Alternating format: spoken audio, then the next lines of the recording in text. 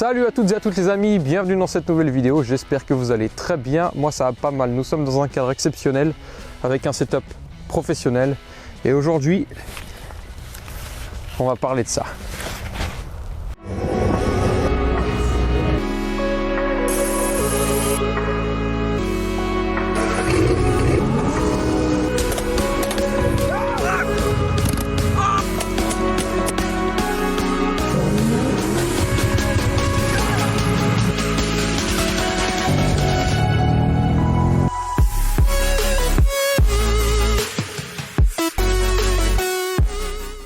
Tout d'abord, bonjour à tous, ça fait un moment qu'on n'a pas fait une petite vidéo.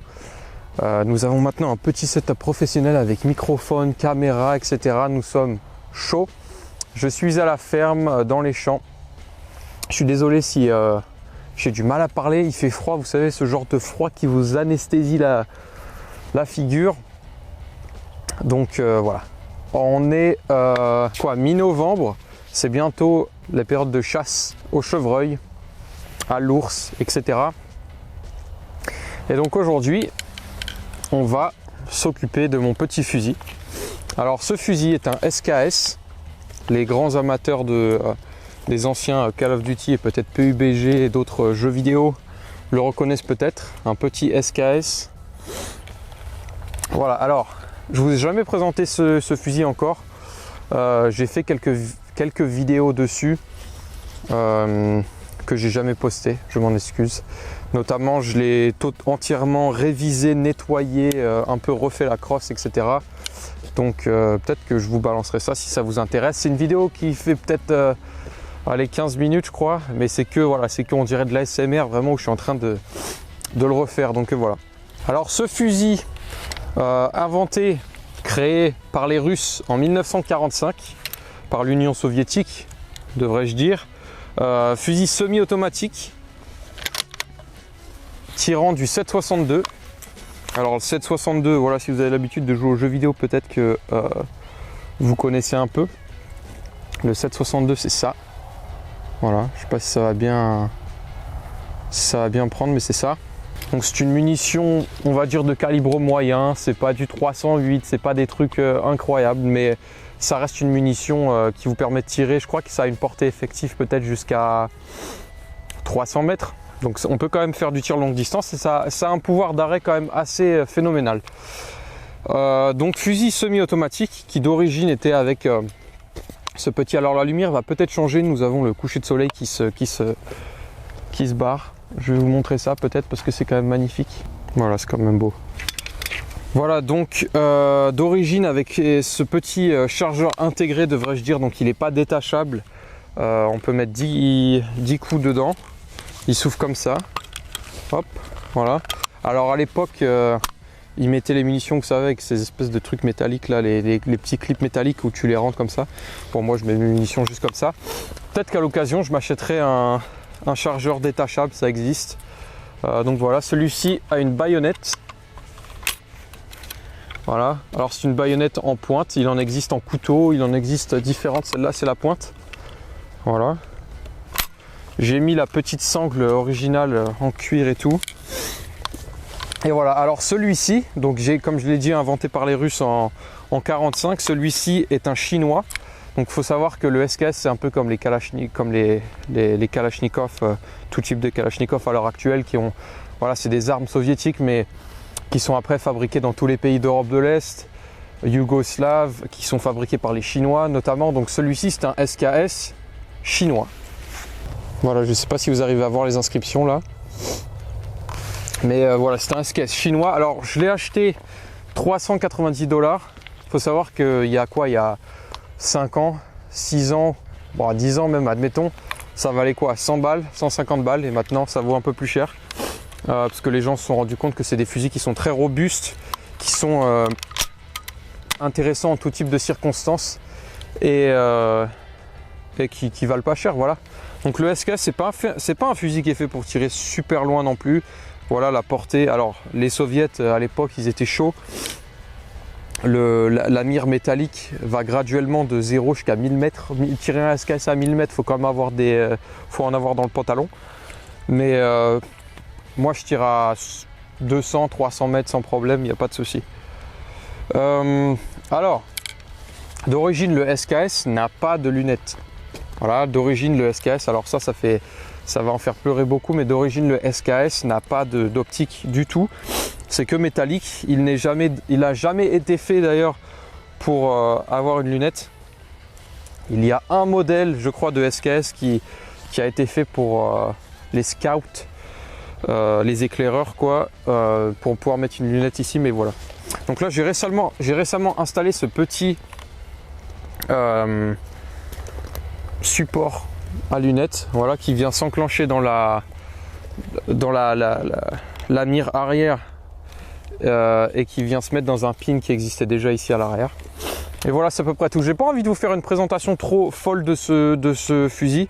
Le but ici, moi, c'était de régler la lunette parce que du coup, je viens de l'installer. Donc, on va essayer de faire ça.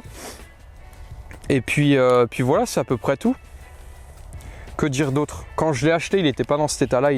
La crosse était un peu toute défoncée. Là, c'est vrai que je l'ai quand même bien refait. J'ai mis ce petit support de joue parce que ce qui veut dire que comme c'était pas fait pour avoir une lunette à la base, là, le fait de mettre un support plus les supports de lunettes plus la lunette, ça nous fait une lunette qui est vachement haute. Donc la crosse qui normalement est à ce niveau-là, quoi, là, après pour mettre sa joue, ce serait pas facile. Voilà, donc là le soleil se couche, donc il va pas falloir tarder quand même. Je vais essayer de me trouver une petite cible quelque part, quelque chose sur quoi tirer, et puis on va mettre ça et puis on va essayer de tirer dessus. Peut-être 25 mètres, 30 mètres, peut-être jusqu'à 100 mètres. Alors, mon téléphone n'a plus de batterie, donc je ne peux pas mesurer les distances sur Google Maps comme je fais normalement. Donc on va le faire à l'œil. C'est parti. Alors, pourquoi il y a beaucoup de gens aussi qui choisissent les armes en 7,62? C'est parce qu'il y a énormément de munitions disponibles et que du coup, ça vaut pas cher. En fait, les soviets, quand ils ont fait beaucoup d'armes en 7,62, la plateforme Kalachnikov très connue, le SKS avant ça, et donc ils ont produit mais des milliards, enfin je vais pas m'avancer, je vais pas faire le fou encore, après les spécialistes vont me dire non c'était 7,5 millions, des millions on va dire de munitions, je pense des milliards mais voilà. Ce qui fait qu'on en a énormément. Alors d'habitude je tire des munitions qui sont en acier, la cartouche, je ne sais plus parler français, vous m'excuserez, je suis dans ce pays d'américains, je ne sais plus parler français. Et là j'ai décidé de prendre du laiton, voilà, un peu meilleure qualité, on va voir ce que ça donne, un peu plus de précision. Et mes munitions de chasse, j'en ai que 20, donc il va falloir régler la lunette et après essayer de voir ce que ça donne avec et puis essayer de s'en sortir. Je vais vous montrer quand même comment on le recharge. Donc moi je le fais comme ça. Donc vous avez juste à mettre la munition ici et la descendre. Voilà.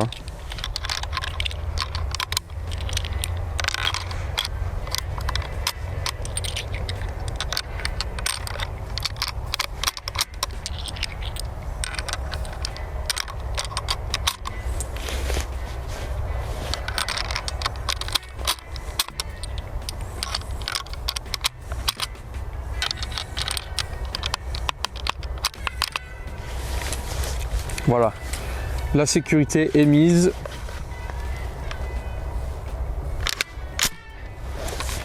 C'est prêt.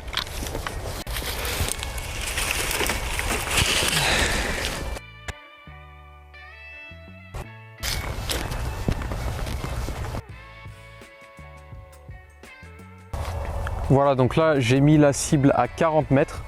C'est pas une distance incroyable pour un fusil comme ça, surtout avec une lunette. Moi, il faut savoir qu'avant, du coup, je viens de mettre cette lunette à l'instant. Avant, je tirais à entre 100 et 200 mètres à la mire métallique sans problème. Donc c'est un fusil qui est quand même assez précis. Après, alors là, en réglant une lunette, il faut savoir quelque chose, c'est qu'à la chasse, évidemment, on attend pendant des heures. Le canon sera froid et ça influe beaucoup. Il faut essayer de pas trop tirer non plus. Je crois qu'il y a une biche. Il faut essayer de pas trop tirer non plus beaucoup parce que le canon chauffe et du coup ça, voilà, les balles ont tendance à un peu se partir. Il faut que je ferme ma gueule et qu'on commence à tirer parce qu'il va faire nuit.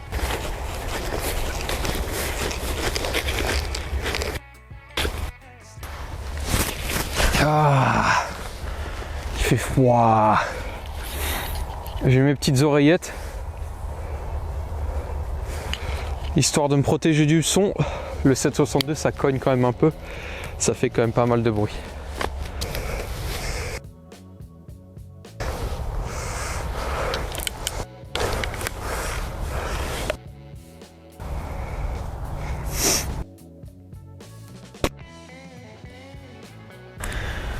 Ok.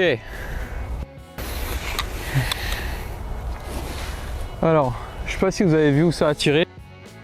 Et là, j'étais en haut à droite. Ce qui veut dire qu'il va falloir que j'ajuste ma lunette. En haut à droite.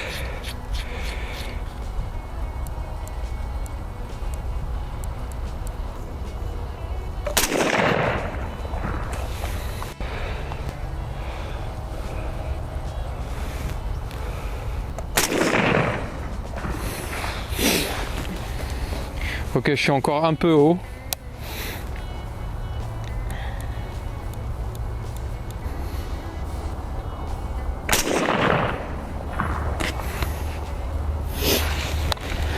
Encore un peu haut, mais la cible est tombée.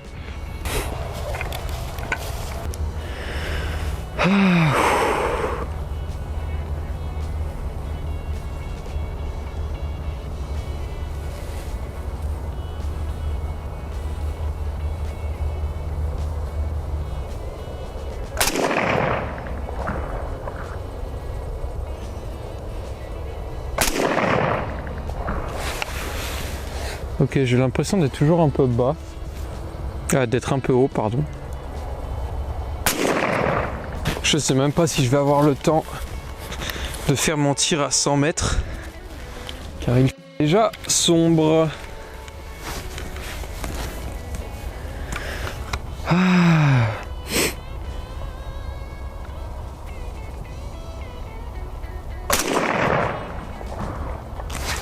Ok, je veux aller voir ce qui se passe. Parce que là, j'ai l'impression d'être en plein dedans. Et j'ai des bottes moins.